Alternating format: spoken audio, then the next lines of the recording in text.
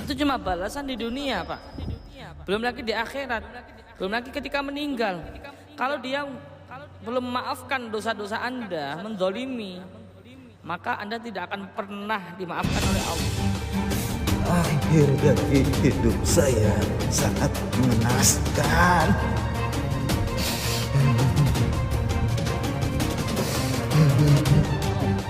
Gak ada toleransi lagi.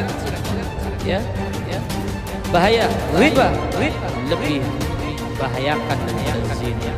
Api neraka yang mana di sana tidak bisa kita bayangkan bagaimana pedihnya siksaannya. Mudah-mudahan Bapak segera dipindah dari kuburannya Raudhah min Riyadhis. Assalamualaikum warahmatullahi wabarakatuh. Alhamdulillahi wa kafa. Wassalatu wassalamu ala rasulillahil mustafa. Allahumma salli wa sallim ala sayyidina Muhammadin miftahi babi rahmatillah. Adada ma fi ilmillah salatan wa salaman daimaini bidawami mulkillah. Wa ala alihi wa sahbihi wa mawala amma ba'd. Sahabat Gus Idris Official, selamat malam. Mudah-mudahan kita semua diberikan nikmat iman, nikmat Islam, dipanjangkan umur kita, disehatkan badan kita, dilapangkan rezeki kita, dan dikabulkan semua hajat-hajat kita. Wa hajati dunya bil maisarah wa hajatil akhirah bil maghfirah. Seperti yang telah pemirsa Anda semua request, baru malam hari ini kita sempat untuk membuat konten ini. Apa judul dari konten itu? Penasaran kan? Sebelum saya sebutkan konten itu berjudul apa, yang jelas sangat menarik dan banyak hikmah atau ilmu yang bisa kita petik dalam konten tersebut. Sebelum saya mulai konten apa itu, subscribe dulu. Subscribe dulu pemirsa, karena subscribe Anda, share Anda, komen Anda, like Anda membuat kami suntikan semangat, sehingga kami bisa semangat untuk bersedekah, infak, donasi pembangunan pesantren Thoriqul Jannah. Sebelum saya bahas tentang judul, saya akan menyampaikan yaitu tentang belajar jarak jauh, tentang Raga Sukma maupun penerawangan. Ya, mohon maaf yang sebesar-besarnya. Yang di video kemarin saya sampaikan bisa kita belajar online. Memang bisa tapi susah ya, makin susah kalau bisa datang aja ke pesantren. Di samping itu saya nggak ada waktu, kita belum sempat ada waktu, bahkan istirahat saja saya kurang ya, sampai kurang enak badan, jatuh sakit. Namanya manusia pasti ada waktunya limit juga ya pemirsa. Jadi mohon maaf yang sebesar-besarnya karena belum ada waktu untuk membalas permintaan dari belajar online atau video kemarin, karena padatnya jadwal ya. Belum lagi jadwal dakwah, belum lagi syuting seperti ini, belum lagi tamu, pasien yang berobat dan lain-lain. Jadi saya klarifikasi, kalau bisa datang di pesantren lebih enak pemirsa ya, lebih cepat untuk pembukaan cakra Raga Sukma maupun penerawangan. Karena manfaatnya itu nanti banyak sekali untuk pengobatan, membantu yang sedang sakit, saudara kita yang non medis kena gangguan gaib. Malam hari ini kita akan membahas judul yaitu debt collector, korin daripada rentenir. Adakah penyesalan kehidupan seorang rentenir? Ataukah hidupnya senang dunianya, bahagia dunianya maupun akhirat? Karena itu ada perbuatan keji, riba, yang mana riba itu lebih besar dosanya daripada zina. Naudzubillah min dzalik.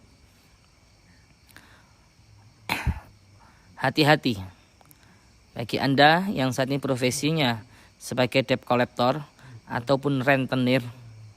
Hampir sama enggak ya bahasanya ya, debt collector atau rentenir ya? Atau yang kadang menolong tapi mentung ya, utang 1 juta, hutang 1 juta harus nyaur 1.200.000. Kan banyak itu. Hutang 2 juta harus nyaur 3 juta, wah dan lain sebagainya. Mana intinya itu. Hati-hati. Nanti akan kita lihat penyesalan dan pengakuan seorang debt collector ataupun rentenir. Di sini saya membuat video ini tidak bermaksud menyinggung siapapun yang menonton video ini. Cuma saya mengingatkan secara Islam, saya sampaikan secara syariat. Apa? Sebagai dai, sebagai ustadz, maka saya menyampaikan apa yang saya pelajari berdasarkan syariat. Nanti akan di akhir video akan saya jelaskan siksaan-siksaan seorang rentenir ataupun debt collector ya. Nanti akan saya jelaskan secara muamalah, secara fikih akan saya jelaskan. Namun sebelum itu yang Anda tunggu-tunggu yaitu dari korin akan saya masukkan. Ingat korin ya. Bedakan korin dan sukma. Ini selalu saya ulang-ulang. Gimana biar tahu korin dan sukma itu apa? Tonton video sebelumnya. Terima kasih saya sampaikan. Selamat menonton. Saya sampaikan kepada sahabat-sahabat Gus Idris Official yang selalu setia mensupport video kami, baik yang di tanah air maupun di luar negeri. Terima kasih yang sebanyak-banyaknya. Mudah-mudahan Allah membalas berlipat-lipat kebaikan. Ayo kita masukkan korin rentenir. Ki Ageng dulu apa Ustadz Farhan? Ustadz Farhan Zubairi. Silakan, sudah nemu belum korinnya? Ini saya suruh milih sendiri mereka ya. Mau masukkan yang cantik kek, mau yang galak kek, mau yang tegas, mau yang ganteng terserah. Mau yang tua, pokoknya yang bisa ngomong bahasa Indonesia.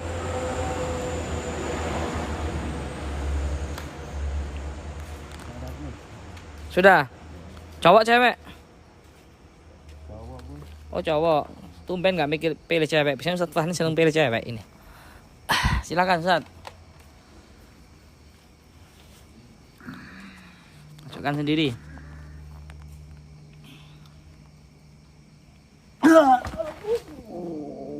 Kotor semua ini.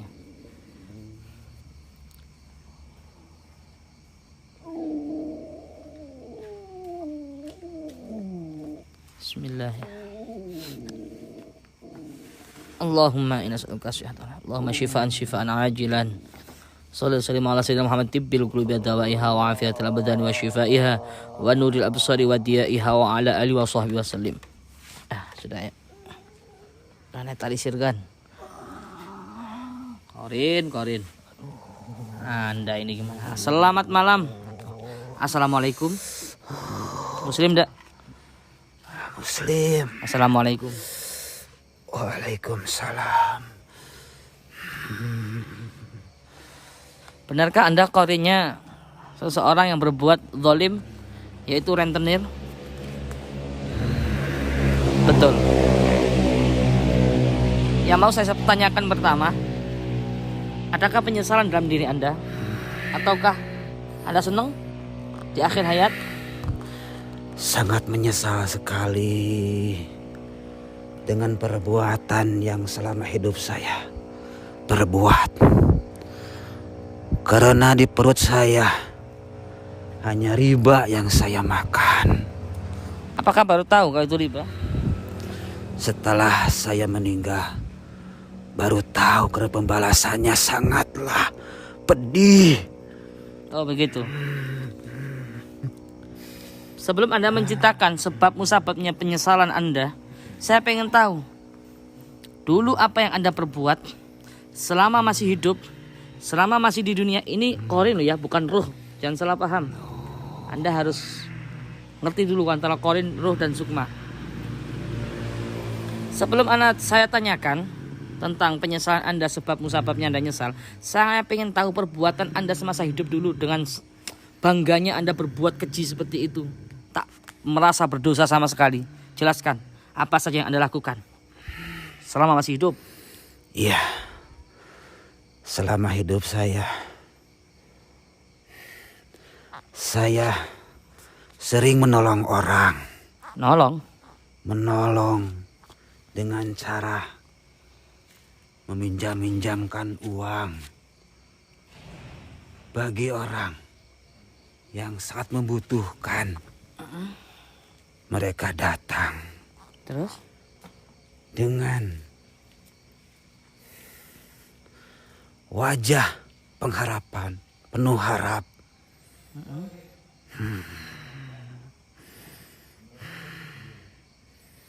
Tapi kebanyakan mereka terpaksa dengan dorongan kebutuhan yang mendesak. Oh begitu. Lantas saya tolong. Tapi dengan cara ada perjanjian, Apa itu? yaitu dengan pengembalian dari uang itu harus ditambah, Oh, harus dilebihin gitu. mana itu? Kalau misalkan nggak bisa nyaur, semakin bunganya makin bertambah. Ya, ibaratnya manaknya makin akeh itu terus gimana? Manaknya makin banyak itu terus gimana? Misalkan ada nasabah katakanlah gitu ya. Gimana? Anda Itu. apakan? Itu udah risiko mereka. Semakin lama terlambat, maka semakin besar yang mereka harus bayar. Oh begitu. Dan apabila mereka tidak bisa bayar pada waktunya, apa saja barang yang laku dijual, saya ambil. Bawa preman gitu Anda kayak di film-film gitu. Iya. Saya sewa orang-orang yang beringas, orang-orang yang berani untuk mengambil barang mereka. Seperti itu. Telat sebulan sampai berapa? Misalkan saya pinjam 1 juta gitu. Kalau seandainya telah 1 bulan, maka harus denda. Sampai harus bayar 1.500.000. Lebih kejam daripada bank ya ternyata ya Anda ya. Cuman itu ilegal apa? Ilegal Anda ya? Pribadi gitu ya. Bukan atas nama lembaga gitu ya. Iya. Ini pribadi. Dan ini rencana saya sebelumnya supaya saya menjadi orang yang kaya dengan menghasilkan uang lebih banyak. Mohon maaf saya agak berdiri ya pemirsa, capek. Kalau tempat duduknya. Ya terus Anda nyesel? Tapi terus terang saja, selama saya melakukan perbuatan itu, tidak ada Apa itu? kebahagiaan. Harta yang saya peroleh dari hasil rentenir hanya membuat hati saya tidak tenteram. Saya selalu dikejar-kejar dengan perasaan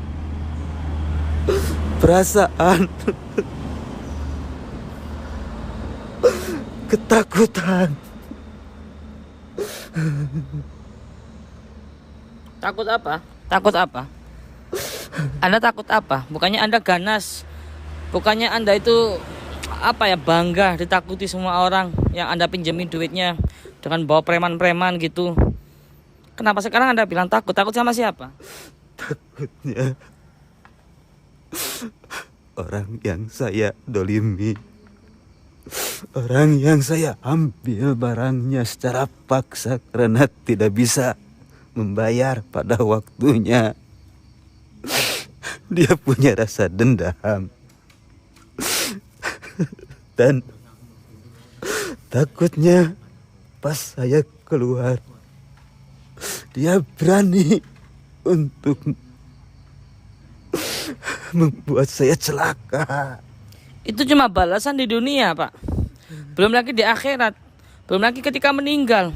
Kalau dia belum memaafkan dosa-dosa Anda, menzolimi, maka Anda tidak akan pernah dimaafkan oleh Allah. Selagi Anda pernah dosa sama manusia dan orang itu meninggal duluan, atau Anda yang meninggal duluan, maka Anda yang akan menanggung dosa-dosa tersebut. Kalau orang itu dizolimi terus mengadu kepada Allah, gimana coba Anda?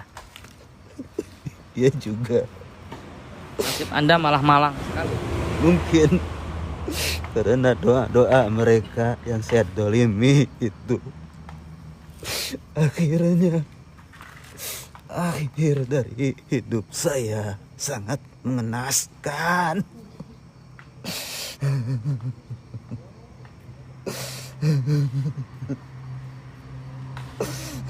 Saya terjangkit penyakit.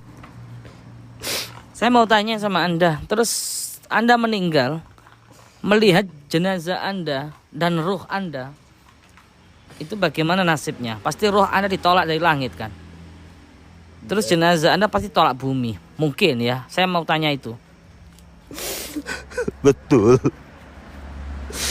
Itu sangat betul sekali, karena saya udah mengalami dengan kematian yang sangat hina. Contoh, gambarkan. Apa? Seperti apa kematian Anda?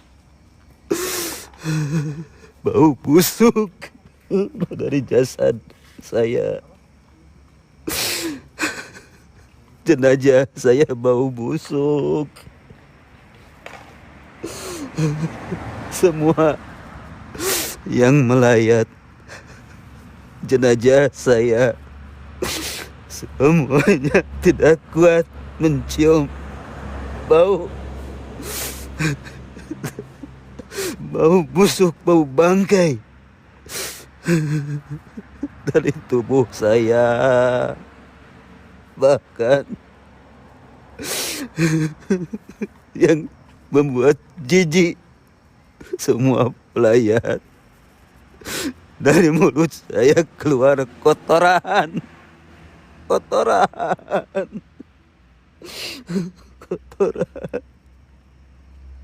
Walaupun yang memandikan mayat saya sudah membersihkan perut saya dari kotoran itu, tapi tetap saja kotoran itu keluar dari mulut saya. Nyesel ya sekarang ya? Nyesel ya? Alangkah hinanya saya merasa menyesal. Kenapa sebelum meninggal saya nggak bertobat terlebih dahulu? Ya, terakhir apa yang Anda ingin sampaikan? Semoga dengan Anda menyampaikan, disaksikan orang banyak, ini ya kami siarkan, bisa mengurangi sedikit penderitaan Anda di alam kubur. Anda kan nggak bisa masuk ke alam kubur kan sebagai korin. Semoga Anda kan menemani hidup jasad Anda itu mulai dia lahir sampai dia meninggal. Paling enggak dengan Anda memberikan nasihat lah kepada pemirsa, bisa meringankan, sehingga bisa meringankan sedikit penderitaan atau siksaan Anda. Apa yang Anda ingin sampaikan yang positif, mengingatkan bagi kami yang masih hidup? Iya, semoga saja menjadi membuat ringan sedikit demi sedikit siksaan saya. Mau saya sampaikan pesan. Ya, silakan. Ini sebagai contoh, lihat saya yang mati dalam keadaan su'ul khotimah. Bumi gak mau menerimanya jasadku, langit pun menolaknya. Amal-amalanku gak diterima, malah dilempar ke mukaku. Ya, Anda makan dengan makanan yang haram masuk ke daging Anda, ke perut Anda. Ya, sudah pemirsa ya, sudah jelas ya.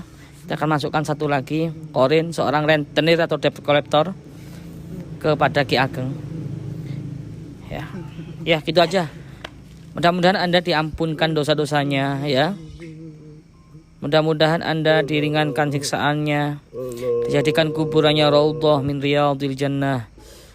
Al-Fatihah. Pelajaran buat kita pemirsa yang saat ini Anda bekerja, walaupun itu darurat ya, walaupun itu sudah paksaanku, saya nggak ada profesi lagi, tapi ingatlah secara syariat riba haram, tetap haram. Nggak ada toleransi lagi. Ya. Bahaya riba lebih membahayakan daripada zina. Jangan sekali-kali kita berbuat riba. Apalagi sampai kayak gitu kasusnya ya. A'udzubillahi min dzalik. Ya udah, terima kasih Pak. Cukup sudah, kita akan masukkan satu lagi ke dalam raga Ki Ageng Prayitno. Ayo Ki, silakan ditarik Ki.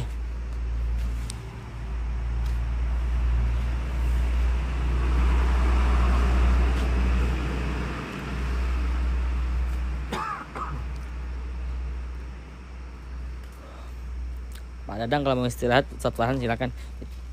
Itu Ustaz, cangking ke sini, Ustaz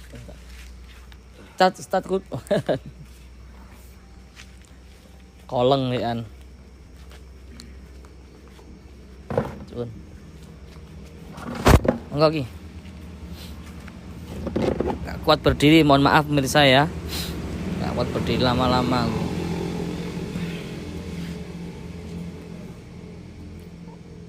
Kepegel.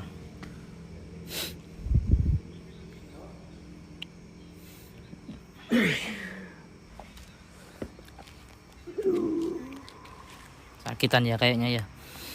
Allahumma syifaan syifaan ajilan la yughadiru saqaman wa shalli wa sallim ala sayyidina Muhammadin tibbil qulubi wa dawaiha wa afiyatil abdani wa shifaiha wa nurul absari wa diyaiha wa ala alihi wasallam. Assalamualaikum. Selamat malam. Kenapa tangannya, Pak? Sakit. Kenapa? Oh, kesakitan. Anda memperagakan akhir hayat Anda. Seorang korin itu memperagakan seperti akhir hayat. Makanya ada yang tanya, Gus, katanya korin nggak bisa masuk ke siksaan kubur, nggak tahu siksaan kubur. Tapi kenapa dia seperti kesakitan, seperti disiksa di alam kubur? Ya karena korin itu menjelmahnya, yang kita masukkan itu menjelma sebagai akhir-akhir hayatnya. Paham ya pemirsa? Kalau akhir hayat tabrakan ya dia seperti orang tabrakan. Karena qadiron ala tasyakon itu korin itu, jin korin itu ya. Paham ya pemirsa ya? Kalau dia matinya dalam keadaan zikir, lah korin tersebut juga ketika kita masukkan dalam keadaan zikir gitu. Kenapa tangannya, Pak? Patah. Patah. Kenapa? Kecelakaan. Apakah Anda benar seorang rentenir? Tahu debt collector itu apa? Debt collector. Bisa Anda ceritakan apakah Anda menyesal mati dalam keadaan seperti itu? Sangat menyesal. Kenapa Anda menyesal? Memang apa yang Anda rasakan? Apa yang buat Anda menyesal, Pak? Bisa bahasa Indonesia kan ya? Apa yang membuat Anda menyesal? Semasa hidupku, gak pernah punya belas kasihan sama orang. Oh, Anda tega. Gak pernah belas kasihan sama orang. Itu karena saya menjalankan tugas. Anda menjalankan tugas dari atasan gitu. Berarti ada yang memerintahkan Anda. Berarti ada yang memerintahkan pemirsa. Anda tahu nggak kalau itu perbuatan dilarang oleh agama? Saat itu gak mikir sampai ke situ. Yang penting saya melaksanakan tugas sebaik-baiknya. Gak tahu akhirnya. Anda nggak ngerti kalau itu diharamkan. Apakah Anda ngerti dari ustadz atau kiai atau guru, tapi Anda terjang aja atau gimana? Pastinya ngerti kan kalau itu nggak boleh. Ngerti, tapi atasan kan nyuruhnya nggak begitu. Harus ada target jatuh demonya sekarang ya sekarang. Gak boleh ditunda. Akhirnya kan saya bentak-bentak. Bahkan saya pukul sekalian. Sampai Anda pukul? Ya, sama sekejam helm. itu? Sama helm. Sama helm? Ya. Astagfirullah. Berapa kali Anda lakukan kekejaman, kekerasan seperti itu, Pak? 9 kali. 9 kali? Anda nggak merasa belas kasihan sama sekali sama makhluk, sama hambanya. sama-sama manusia gitu Pak? Enggak. Target saya banyak waktu itu.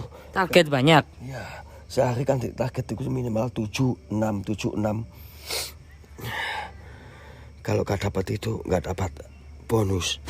Oh, ada bonus. Anda tahu bonus itu haram. Gaji Anda juga haram. Anda kasihkan anak, Anda kasihkan istri, Anda kasihkan keluarga. Kelak peliharalah keluarga-keluargamu dari api neraka. Itu kata Allah. Tapi kenapa anak dan istrimu kau masukkan ke neraka dengan cara kerjamu yang haram, Pak?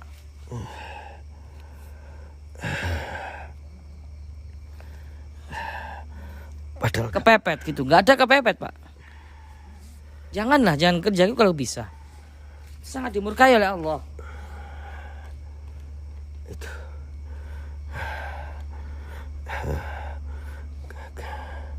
Terus setelah itu Anda pernah pukul helm, Anda lakukan kekerasan, kontak fisik sama yang Anda itu, target itu. Terus setelah itu, apakah Anda setelah meninggal melihat siksaan atau penderitaan sehingga Anda betul-betul menyesal dalam ini? Anda menyesal enggak sih? Ingin hidup kembali enggak? Ya, tinggal tobat. Nggak bisa. Seperti apa nasib Anda saat ini setelah Anda meninggal? Apa ketika Anda sakarot, ketika Anda meninggal, Pak? Apa yang Anda lihat, baik jasad ataupun roh Anda? Ya, waktu kecelakaan 5 hari nggak sadarkan diri. Terus? Itu langsung saya nggak tahu. Tahu-tahu saya begini ini. Anda kecelakaan, betul? Ya. Apakah ruh Anda diterima langit dan jasad Anda diterima bumi?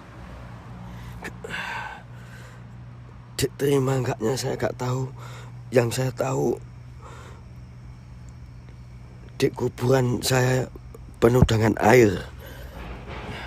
Pertanda apa kok kuburannya penuh dengan air, Pak? Bisa dijelaskan enggak? Tahu enggak? Airnya keruh sekali. Kenapa? Keruh sekali airnya.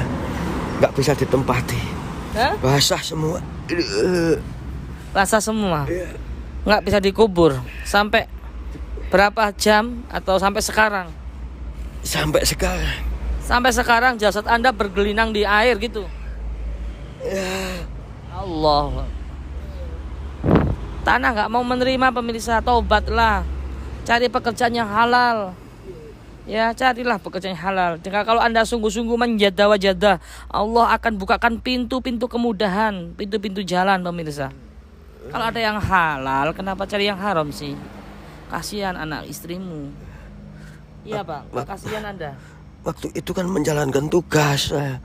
Iya. Protes. Walaupun menjalankan tugas, kenapa Anda nggak pilih pekerjaan yang lain toh? Mendingan jadi buruh macul, mendingan jadi cangkul ataupun kuli bangunan daripada Anda enak pakai berdasi tapi pekerjaan Anda ini diharamkan oleh Allah. Saya bentak-bentak. Ketemu jalan pukul jalan. Ketemu di rumahnya pukul di rumahnya. Ya sudahlah, Pak. Ya sudah terlanjur Anda. Sebelum Anda keluar, Pak, untuk meri sedikit, mudah-mudahan ya bisa meringankan siksaan Anda di alam kubur. Ayo kasih nasihat karena ini ditonton. Kasih pesan kesan lah. Sama siapa? Sama pemirsa ini kan ada di syuting, Pak. Mudah-mudahan kalau pemirsa yang melihat profesinya seperti Anda, kemudian di beliau tobat, siapa tahu bisa meringankan azab Anda, Pak. Ya, saya cuma berpesan seprofesi saya yang sekarang masih hidup sebagai penagih hutang, khususnya pecicilan kendaraan. Ingat betul-betul jangan sampai mengalami nasib seperti aku. Ingat, taruh belas kasihan kalian sama seseorang. Andaikan hari itu juga gak ada uang, tolong dikasih waktu untuk membayarnya. Ingat, cuma itu yang bisa saya sampaikan. Ya udah, terima kasih banyak Pak. Kita doakan mudah-mudahan Bapak diringankan siksaannya ya. Diampunkan semua dosa-dosanya. Dijauhkan dari kuburan ghufrah min ghufratin nirah, atau kuburan lubang daripada lubang api neraka yang mana di sana tidak bisa kita bayangkan bagaimana pedihnya siksaannya. Mudah-mudahan Bapak segera dipindah dari kuburannya Raudhah min Riyadhil Jannah, karena amalan-amalan baik Anda selama di dunia, karena juga nasihat Anda ini yang bisa menjadikan ribuan orang taubat nanti ya di kamera. Makasih banyak Pak, kita membantu dakwah kita ya. Mudah-mudahan Allah membalas berlipat-lipat kebaikan. Assalamualaikum. Cukup sudah pemirsa, kita menyatukan 2 Korin. Alangkah betapa ruginya mal'un, alangkah betapa menyesalnya yang dengan bangga memukul orang, dengan bangga, dengan gagahnya karena merasa orang tersebut salah. Tapi sejatinya perbuatan Anda itu adalah perbuatan riba, perbuatan yang dibenci oleh Allah Jalla Jalaluh. Itu saja yang dapat saya sampaikan. Mohon maaf kita nggak bisa syuting panjang-panjang, misalnya kayak saya kurang enak badan juga. Doakan kita semua diberikan kesehatan, panjang umur, sehat walafiat ya, dikabulkan semua hajat-hajat kita, agar kita bisa tetap istiqomah dakwah lewat medsos ini selama lockdown. Selama lockdown kita fokus ke dakwah medsos, karena kalau nggak lockdown pemirsa, kami ini sibuk dengan dakwah majelis dari wilayah ke wilayah, majelis sholawat, majelis zikir, majelis taklim ya. Maka dari itu kita nggak kehabisan fikir. Kita buat channel YouTube, kita dakwah lewat apa? Awalnya ceritanya gini, misalnya cerita ya. Awalnya dulu sebelum lockdown kita itu dakwah majelis sholawat, Thariqul Jannah namanya. Tiap malam kita, kadang sampai sholat sunnah aja kita di mobil, nggak pernah di rumah. Kadang untuk sholat sunnah aja kita di mobil karena macet kadang. Terus setelah lockdown ini kita nggak kehabisan fikir karena jiwa kita sudah dakwah. Kita nggak kehabisan fikir, kita bikin channel YouTube, kita upload dakwah-dakwah kultum ya seperti itu, vlog-vlog dakwah. Tapi peminatnya kurang. Kita peminatnya kurang. Ini gimana ya? Kok nggak ada yang nonton gitu? Dakwahnya nggak maksimal, bagikan buih dalam lautan, sudah sampai 1 bulan nggak memberikan hasil. Di channel TJ Multimedia itu ya, nggak ada yang nonton, nggak ada yang respon. Akhirnya saya mikir sama Ki Ageng, sama Mbah Yai, gimana ya supaya dakwah ini diterima di medsos ya. Satu kebaikan walaupun cuma lewat medsos bisa memancarkan gelombang pahala dakwah yang luar biasa. Akhirnya saya mikir, oh iya, kita dakwah berkali-kali kita diganggu oleh dukun. Kita dakwah berkali-kali banyak yang nggak senang, banyak yang nggak suka. Dan alhamdulillah Allah kasih maziyah kepada kita. Kita bisa melihat, kita bisa merasakan, bahkan kita bisa mengobati, kita bisa tahu dan lain sebagainya yang berhubungan dengan gaib.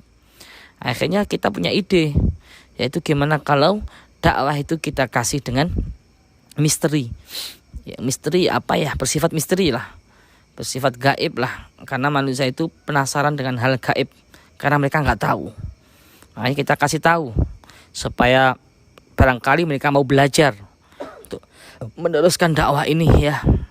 Kita akhirnya bikin konten-konten misteri waktu itu, mengungkap jalan-jalan yang sering kecelakaan, adakah di situ aura negatif, campur tangannya bangsa gaib. Nah, setelah itu kok banyak peminatnya, akhirnya kita sisipi dengan dakwah, dan sampai saat inilah itulah biografi ceritanya channel Gus Idris Official. Semoga bermanfaat. Support terus video ini. Support video ini dengan Anda men-share video ini. Banyak yang nonton, ribuan, Anda sama saja dengan sedekah pembangunan pesantren kita. Ya, bantu dengan harta, nggak bisa harta dengan tenaga. Dengan Anda men-share video ini baik ke Facebook, ke Instagram, WhatsApp ya. Karena apa? Oh, Gus itu cari rating, Gus itu cari popularitas, Gus itu cari laba, cari keuntungan, Gus itu cari harta, YouTuber. Ndak pemirsa, demi Allah itu harta YouTuber kita sedekahkan semuanya ke pembangunan pesantren. Ya, kita nggak butuh uang itu. Hidup kita, mati kita, semua sudah kita wakafkan. Sudah saya wakafkan untuk perjuangan umat. Ya, pengen tahu kisah-kisah dakwah saya, silakan dibuka di channel TJ Multimedia mulai tahun 2011 sampai saat ini 2020. Itu saja yang dapat saya sampaikan. Mudah-mudahan bermanfaat bagi Anda semua. Apabila ada kurang lebihnya mohon maaf. Wal afu minkum. Wassalamualaikum warahmatullahi wabarakatuh.